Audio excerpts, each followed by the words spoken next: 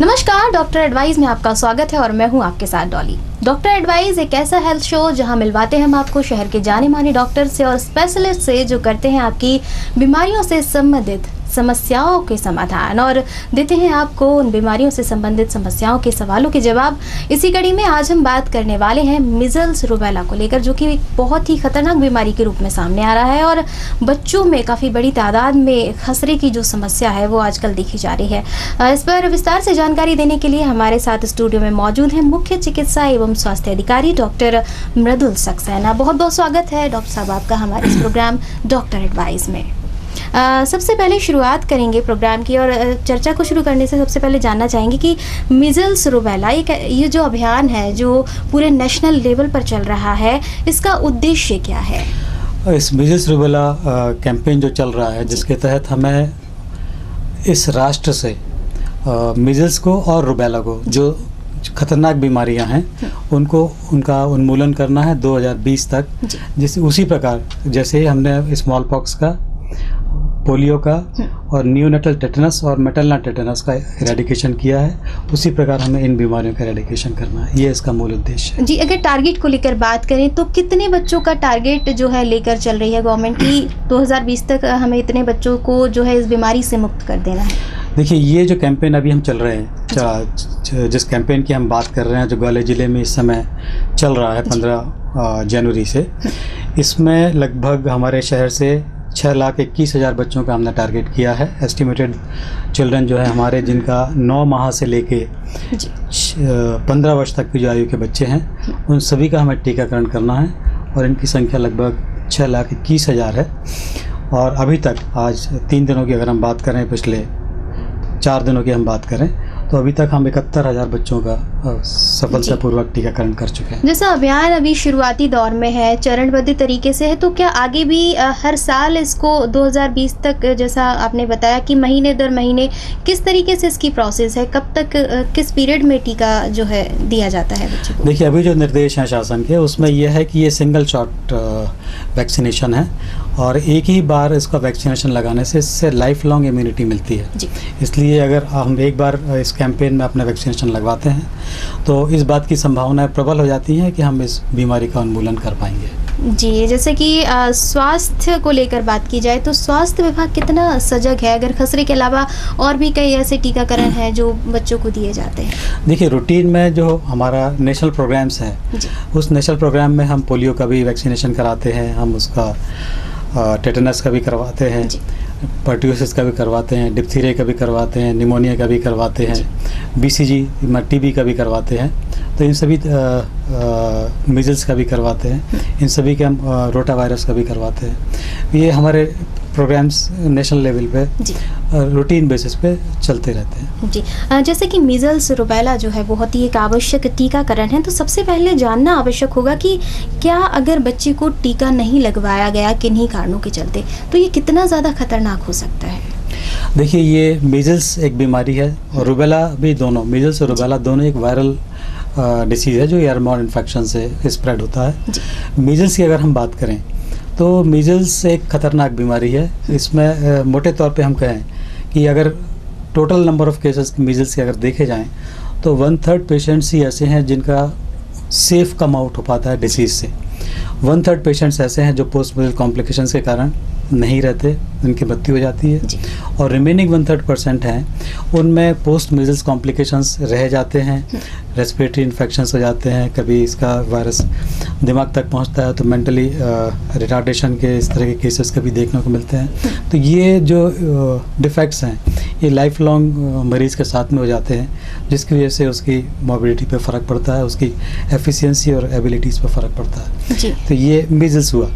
और रूबेला की अगर हम बात करें तो रूबेला एज सच बहुत ख़तरनाक बीमारी नहीं है, पर अगर रूबेला का इन्फेक्शन किसी प्रेग्नेंट लेडी को, जो प्रेग्नेंट है, उस ड्यूरेशन में अगर इसको इन्फेक्शन होता है तो होने वाले बच्चे में कंजेनिटल डिफेक्ट्स होने की संभावनाएं बहुत ज़्यादा होती है, 90% से ज़्यादा होती है। और ये कंजेनिटल डिफेक्ट्स हार्ट से रिलेटेड हो सकते हैं, आई से रिलेटेड हो सकते हैं, रेटिनल कॉर्नियल अफेक्शंस उसमें हो जाते हैं, मेंटल माइक्रोसेफेली इसमें हो जाती है, मेंटली रिटार्डेड बच्चे हो जाते हैं। तो इस तरह के जो डिफेक्ट्स हमें मिलते हैं जिसकी वजह से बच्चों को जो नई जनरेशन उनको ये इस तरह के डिफेक्ट्स होते हैं, तो लाइफ लॉन्ग उनके लिए एक पनिशमेंट है, एक डिसेबिलिटी है। तो ये ना हो, इन दोनों बीमारियों से बचाव रखा जाए, इसके लिए शासन का ये उद्देश्य है कि 2020 तक हमें इसको इस कैंपेन के माध्यम से हम इस बीमारी को इरेडिकेट कर पाएँ, मीजल्स को। जी, जैसा कि आपने कहा, गर्भवती महिला से उसके बच्चे में होने की संभावनाएं जो हैं वो बढ़ जाती हैं। तो ऐसे में जो गर्भवती महिला है उसके लिए क्या रिस्क फैक्टर है, उसको कौन कौन सी गंभीर जो है समस्या हो सकती है?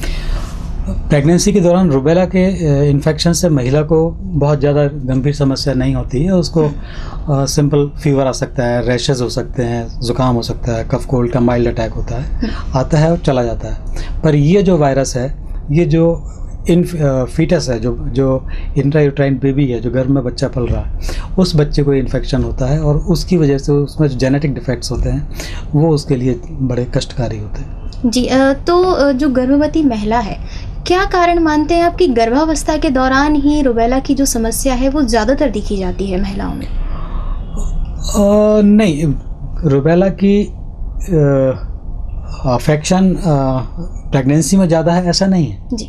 रुबेला अगर गर्भवती महिला को होता है तो जो गर्भ में बच्चा पल रहा है उसके कंजेनिटल डिफेक्ट्स बढ़ने की संभावनाएं बढ़ जाती हैं, इसलिए वो हम उसको हाई रिस्क में रखते हैं।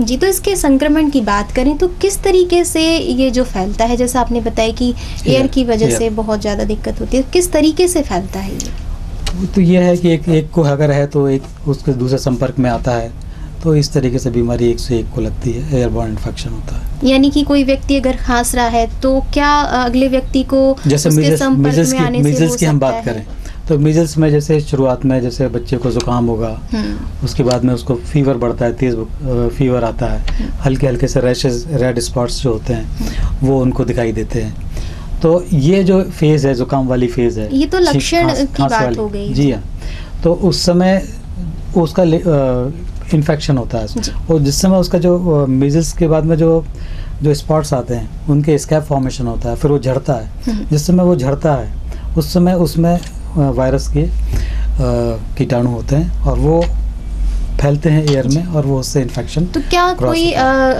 बच्चे को अगर पहले से ये समस्या है, मीजल्स की प्रॉब्लम है, बच्चे को जुकाम के थ्रू अगर उसके साथ में जो उसका क्लोजर है, उसका फ्रेंड है, एक दूसरे के संपर्क में अगर बच्चे आ रहे हैं, हाथ मिला रहे हैं बच्चे, तो क्या ये फैल सकता है? इसीलिए हम लोग जो चिकित्सक जो लोग हैं वो इस तरह के जो बच्चे होते हैं उनको कहते हैं कि घर में रखा जाए।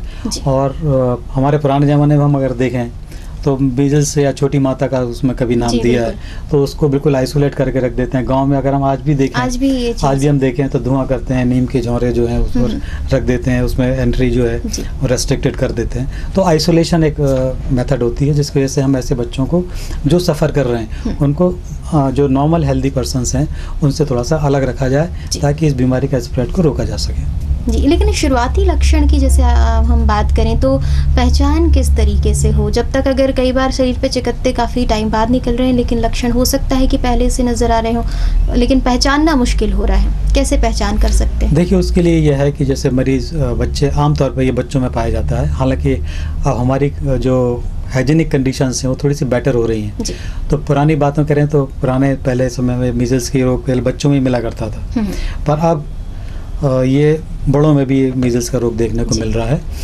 और इसको पहचानने के लिए ये है कि इसमें इनिशियली हल्का सा सर्दी ज़ुकाम का अटैक होता है, उसके बाद में फीवर राइज होता है, हाई फीवर आता है, उसमें 100-101 डिग्री फीवर होता है। इस फीवर के साथ में बॉडी एक होता है और मीजल्स के जो छोटे छोटे लाल रंग के छोटे बारीक दाने जो हैं पहले गर्दन पे, माथे पे ऐसे अपीयर होते हैं। अगर इस तरह का हाई फीवर आता है, 1-2 दिन में ठीक नहीं हो रहा है, चेहरे पे दाने दिखाई दे रहे हैं, तो इस अवस्था में फिर उसको पेरेंट्स को देखना है या उनके जो परिवार वाले हैं उनको देखना है कि इस बच्चे को हमें डॉक्टर को, चिकित्सक को दिखाने की आवश्यकता है। जी, जैसे टीकाकरण की अगर हम उम्र की बात करें तो किस उम्र तक जो है खसरे का टीका लगवा लेना चाहिए? साथ ही बच्चे को अगर कोई मेडिकल कंडीशन है, किसी तरह की कोई बीमारी है, सर्दी जुकाम या बुखार की ही अगर हम बात कर लें, तो क्या ऐसे में टीका दिया जा सकता है?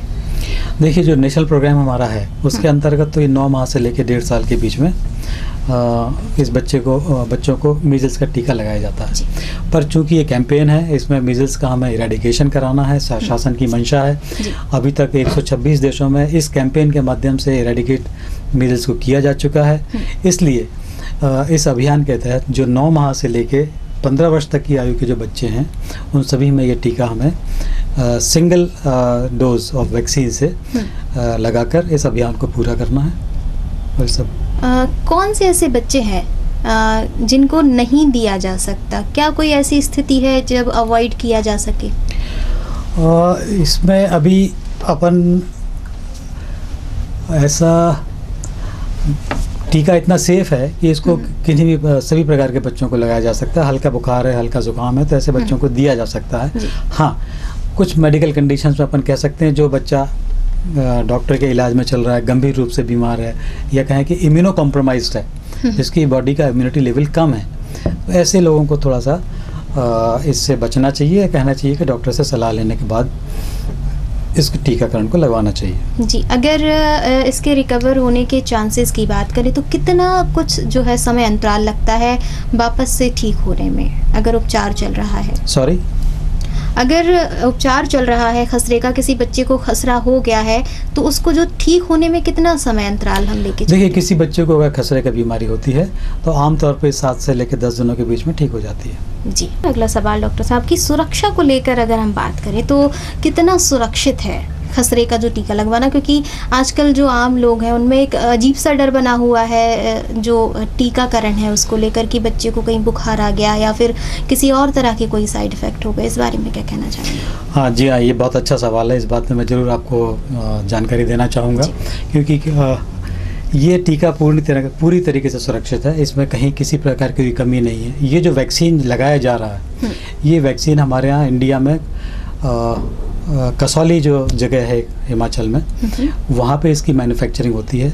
और ये बड़े गर्व की बात है कि जो 126 कंट्रीज़ में जहाँ पे अभियान के द्वारा मीजल्स का इरेडिकेशन किया गया है, उस वैक्सीन की सप्लाई अपने इंडिया से ही हुई है।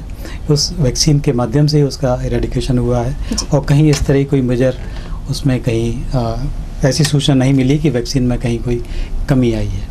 तो वैक्सीन हमारा पूर्णतः सुरक्षित है। इसको कोल्ड चेन में मेंटेन करके लाया जाता है और इसमें खतरे की कहीं कोई संभावना है। लेकिन फिर भी अगर किन्हीं कंडीशंस के चलते अगर बच्चे को बुखार आ गया है टीकाकरण के बाद में, तो क्या घबराने की आवश्यकता है या फिर कितना समय लगेगा ठीक होने में? देखिए, ये जो अभियान हमारा चल रहा है, इसमें हमारी जो डिफरेंट स्कूल्स हैं, इसके माध्यम से हम स्कूल्स के द्वारा वहीं पे उन्हीं के स्कूलों में उनके स्टाफ के प्रेजेंस में शिक्षा विभाग के सहयोग से ये टीकाकरण कराया जाता है। इसमें बच्चे को पहले सेंसिटाइज कर दिया जाता है, बच्चों के पेरेंट्स टीचर मीटिंग जो होती है उसमें इनको सेंसिटाइज किया गया है। और जो खास बात है जो हमें देखना चाहिए कि जिस बच्चे को हम वैक्सीनेट कर रहे हैं, या अगर हम पालक के तौर पर सोचें जिस बच्चे को हम वैक्सीनेट करवा रहे हैं, तो उसके लिए 2-3 चीज़ों का अगर हम ध्यान देंगे तो ये समस्याएं नहीं आएंगी। पहली बात तो ये कि जब हम बच्चे को वैक्सीनेशन कराने के लिए अपनी मर्जी से हॉस्पिटल लेके जाते हैं या नर्सिंग होम लेके जाते हैं, तो हमें मालूम होता है कि भाई बच्चे को हम टीका लगवाएंगे तो बच्चे को बुखार हो सकता है, बच्चा थोड़ा रो सकता है। तो इस तरह की शिकायतों के लिए हम पहले से तैयार होते हैं, इसलिए हमें कहीं उससे परेशानी नहीं होती है। अच्छी बात यह है कि ये जो मीजल्स वाला जो टीका जो लगाया जा रहा है, ये टोटली पेनलेस है और बहुत ही बारीक 26 नंबर की नीडल से लगाया जाता है, जिसमें एक चींटी जैसे अपन काटती है एक जगह, बस उसी तरह का एक फीलिंग आती है। तो उसमें ये सुरक्षित भी है और पेशेंट का अगर सेंसिटाइज हो जाते हैं, बच्चे पेरेंट्स सेंसिटाइज हो जाते हैं, स्कूल का स्टाफ हमें इसमें सेंसिटाइज रहता है। प्लस बच्चा के साथ आवश्यकता ये है कि चूंकि अपन उसको वैक्सीनेट कर रहे हैं, इंजेक्शन लग रहा है, तो बच्चा खाली पेट नहीं होना चाहिए, बच्चा घबराया हुआ नहीं होना चाहिए, बच्चा खाली पेट नहीं होना चाहिए। तो उसके लिए यह है कि हम लोग पोस्ट लंच सेशन में ही इसको वैक्सीनेट करवाते हैं, पेरेंट्स के साथ मीटिंग करने के बाद लगवाते हैं, शिक्षकों की उपस्थिति में लगवाते हैं। जी, जैसा कि आपने कहा बच्चा खाली पेट नहीं होना चाहिए, तो टीकाकरण के वक्त और ऐसी कौन सी जो खास बातें हैं जिनका ख्याल रखने की आवश्यकता है? देखिए, इस टीके से अगर कोई परेशानी है तो वो रैशेस निकलने वाली बात हो सकती है या उल्टी या दस्त वाली बात हो सकती है। तो अभी तक ऐसी कहीं कोई बात ऐसी जो इस अभियान के दौरान कहीं नहीं आई है। थोड़े छुटपुट कहीं की खबरें आई हैं ग्वालियर में, तो कहीं किसी को बच्चे को कोई तकलीफ़ होती है तो उसकी कई सारी वजहें। हम लोगों ने एक मीटिंग रखी थी, प्रेस कॉन्फ्रेंस रखी थी, तो उसमें ग्वालियर शहर के जो इंडियन पीडियाट्रिक्स एसोसिएशन के चेयरमैन हैं doctor Suhas Dhonde, Indian association of paediatrics के इंडिया लेवल के प्रेसिडेंट और साउथ ईस्ट एशिया के भी जो इसकी जो एसोसिएशन है उसके प्रेसिडेंट रह चुके हैं डॉक्टर सीपी बंसल, जाने माने डॉक्टर हैं, और गजराजा मेडिकल कॉलेज के पीडियाट्रिक्स डिपार्टमेंट के हेड डॉक्टर अजय गौड़ इस मीटिंग में शामिल थे। उन्होंने कल जो पत्रकार वार्ता हुई है उसमें उनके सभी तरह के प्रश्नों का उत्तर दिया है, समाधान किया है। तो उसमें उन्होंने ये बात कही है कि अगर वैक्सीन से, एक सवाल निकल के आया था, मैं थोड़ा सा आपको बताना चाहूँगा कि वैक्सीन से अगर मानो किसी को दिक्कत होती है तो कम उम्र के कम वजन वाले बच्चों को उस मात्रा की वैक्सीन से ज़्यादा असर होना चाहिए, बजाय इसके कि जो अधिक उम्र के अधिक वजन वाले बच्चे हैं। तो ये जो हमारे यहाँ जो शिकायत हुई है, कुछ बच्चे हमने ऑब्जर्वेशन के लिए लाए गए थे हॉस्पिटल में, उनको ऑब्जर्वेशन में रखा भी है, इन्वेस्टिगेट भी कराया है, कोई बड़ी बात उसमें नहीं निकली, कोई ख़राबी उसमें नहीं आई है। उनके तमाम सारे अल्ट्रासाउंड, ब्लड इन्वेस्टिगेशंस कराए गए हैं, किसी में कहीं कोई कमी नहीं निकली है। तो उसका उनका कहना ये था कि जो 10 ये सारे बच्चे जो भर्ती हुए हैं या लाए गए हैं, इन सब की उम्र 10 साल से ऊपर की थी। तो उनका इसमें कहना ये था कि 10 साल की उम्र के बाद बच्चा जो थोड़ा सा मेंटली एक्टिव हो जाता है, साइकोलॉजिकली थोड़ा एक्टिव हो जाता है, तो वो सोचता है कि देखो मुझे इंजेक्शन लगने वाला है, इससे मुझे दर्द होगा, तो पहले से उसके मन में थोड़ी सी घबराहट सी आ जाती है। तो एक एप्रीहेंशन एक मेजर फैक्टर है जिसकी वजह से ये तकलीफ़ें बच्चों में देखी जा सकती है। तो उस एप्रीहेंशन से निपटने के लिए ही सेंसिटाइजेशन कराई जाती है पेरेंट्स टीचर मीटिंग के साथ में या टीचर्स स्टाफ के साथ में, और दूसरा उसको अपने पेरेंट्स के साथ में रहता है, अपने माहौल में रहता है। तो ये इस तरह के एप्रीहेंशन उससे नहीं होते हैं। जी, जैसे कि MMR वैक्सीन और MR वैक्सीन की बात करें तो इसके बारे में चाहेंगे कि आप दर्शकों को थोड़ा बताएं, और साथ ही अगर MMR वैक्सीन अगर दे दिया गया है तो MR वैक्सीन भी क्या दिया जाना आवश्यक है? जी हाँ, बिल्कुल। जो प्रोफेसर हैं हमारे, उन्होंने बताया था कि अगर पहले उसको MMR का वैक्सीन लग चुका है तो उसको MR का डोज दिया जाना है। पर अगर आज उसको MR का वैक्सीन लग जाता है तो उसको जो MMR का वैक्सीन लगना है तो उसके लिए कम से कम 4 हफ्ते का गैप होना चाहिए, 1 महीने का गैप होना चाहिए। तो अगर आज हमने उसको MR का वैक्सीन लगाया है तो उसका MMR की अगर डेट आती है तो उसको 1 महीना पीछे उसको पोस्टपोन कराना है। अगर जैसे ग्रामीण क्षेत्रों की अगर हम बात करें या शहरी क्षेत्रों की अगर हम बात करें तो अधिकता जो है वो ग्रामीण क्षेत्रों में ज़्यादा देखी जाती है खसरे को लेकर, क्या कारण मानते हैं आप, और जागरूकता का क्या कुछ जो है प्रभाव आप देखते हैं, कितनी क्या कमी है, अभाव कितना है जागरूकता का ग्रामीण क्षेत्रों में शहरी क्षेत्रों की अपेक्षा? देखिए, उसके लिए हम ये कह सकते हैं, इसके लिए एक तो हाइजीनिक कंडीशंस जो हैं वो शहरों में बेटर हैं और गांव में उसका उतना बेहतरी नहीं है। दूसरा, अवेयरनेस भी जो है वो एक बड़ा फैक्टर है। तीसरी, एजुकेशन लिटरेसी जो है वो अवेयरनेस से रिलेटेड ही है। तो अगर हमें मालूम है कि बच्चा हमारा बीमार है तो हमें बच्चे को स्कूल नहीं भेजना है, हमें उसका तुरंत उपचार कराना है। गांव में बच्चा अगर बीमार है तो कई बार ऐसा होता है कि पेरेंट्स को समझ में नहीं आता है कि बच्चा बीमार है, बोले ठीक है हो गया होगा, बुखार आ गया होगा, तो वो उसको उतनी केयर नहीं करते हैं। जब तक बात सामने आती है तब तक स्थिति बिगड़ जाती है, और बिगड़ने की वजह से क्या होता है कि वो लोगों के संपर्क में आता है, अपने मित्र मंडली में संपर्क में रहता है, तो ये एकदम से एपिडेमिक का फॉर्म ले लेती है। जैसे कि आपने कहा कि ग्रामीण क्षेत्र ऐसे हैं, आज भी कई जगह ऐसी हैं जहाँ पर बच्चे को आइसोलेट कर दिया जाता है, या वो नीम के पत्ते और धुआं किसी प्रकार का जो है वो दिया जाता है। ऐसे में इस तरह की चीज़ों में उलझे रहना और डॉक्टर से कंसल्ट ना कर पाना सही समय पर, तो क्या खतरे ज़्यादा हो सकते हैं, गंभीरता कितनी हो सकती है? जैसा मैंने पहले ही बताया कि इस मीजल्स में 1/3 बच्चे जो हैं वो सेफली इनका आउटकम होता है बीमारी से, और 1/3 बच्चे कॉम्प्लिकेशंस में जाते हैं, रेस्पिरेटरी कॉम्प्लिकेशंस में जाते हैं, और 1/3 जो माल नरिश्ड बच्चे हैं, अंडरवेट बच्चे हैं, उनकी डेथ भी हो जाती है कॉम्प्लिकेशंस की वजह से।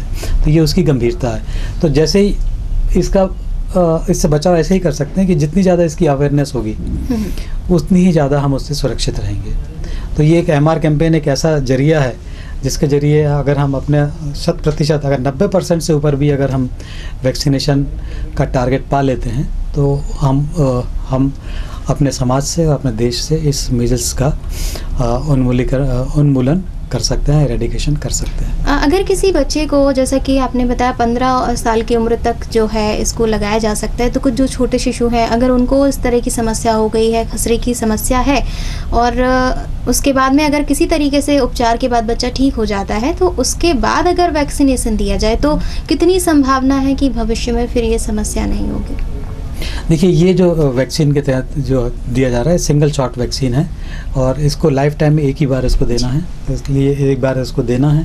क्योंकि एक चीज़ मैं स्पष्ट करना चाहूँगा कि हम अपने बच्चे को वैक्सीनेशन कराते हैं तो बच्चे से उस वैक्सीनेशन से उस पर्टिकुलर बच्चे को उस पर्टिकुलर डिसीज़ के लिए इम्यूनिटी मिलती है जी। पर अभियान के तहत जब हम ये वैक्सीनेशन कराते हैं तो इससे हर्ड इम्यूनिटी मिलती है, कम्युनिटी को इम्यूनिटी मिलती है और इरेडिकेशन जो है वो हर्ड इम्यूनिटी से ही मिलता है। ग्रामीण क्षेत्र हैं या शहरी क्षेत्र जो हैं, कहाँ पर जो गवर्नमेंट के द्वारा ये जो सुविधा दी जा रही है वैक्सीनेशन की, वो किस माध्यम से लोग करवा सकते हैं? देखिए, अभियान में तो ये है कि जो बड़े स्कूल्स हैं, छोटे स्कूल्स हैं, तो उनकी सुविधा को देखते हुए, उनकी सहूलियत को देखते हुए हमारी जो टीम है, जो ट्रेंड वैक्सीनेटर्स हैं, वो अपनी टीम के साथ में उनके स्कूल में जाते हैं और स्कूल में जाके ही उनका वैक्सीनेशन वहाँ ऑन द स्पॉट कराते हैं। तो हमारे जो वैक्सीनेशन पॉइंट्स हैं वो स्कूल्स हैं और जो 9 महीने, क्योंकि स्कूल में बच्चा जो मिलता है वो 5 साल या 6 साल से लेकर 15 साल तक के बच्चे मिलते हैं। उसके बाद 9 महीने से लेकर जो 5 साल तक की एज ग्रुप है वो हमें स्कूलों में नहीं मिलती है। हो सकता है कि शहरों में नर्सरी वगैरह में मिल जाए, पर गांव में हमें नहीं मिलती है, तो उसके लिए आंगनवाड़ी केंद्र जो हैं उनमें इनका वैक्सीनेशन रखा गया है। जी, जैसे शहरी क्षेत्रों में कई बार लोग आंगनवाड़ी है या फिर जो स्कूल है, कई बार डरते हैं वैक्सीनेशन से। वो चाहते हैं कि हम प्राइवेट हॉस्पिटल्स में जाएं, लेकिन आजकल हर कोई प्राइवेट हॉस्पिटल की जो फीस है वो चीज़ अफोर्ड नहीं कर पाता। तो इस बारे में क्या कहना चाहेंगे आप? ये तो सोच है हमारी कि हमें नर्सिंग होम में जाना है, हमें प्राइवेट हॉस्पिटल में लगवाना है।